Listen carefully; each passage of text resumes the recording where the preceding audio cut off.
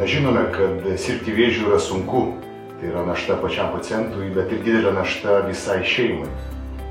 Sergant tokią ligą normalu patirti aukščiausio laipsnio baimę, nerimą ir stresą.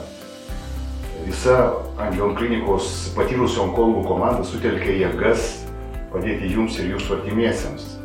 Klinika siūlo onkologo chemoterapeutų ir kartu skausmo ir paliatyvios medicinos gydytojo konsultacijos jums ir jūsų artimiesiems. Pirma, tai priešvėžinio medikamentinio gydymo klausimais. Antra, skausmo ir vėžio sukeltų ir su vėžiu susijusio, su gydymu susijusio neigiamo poveikio simptomų valdymo klausimais.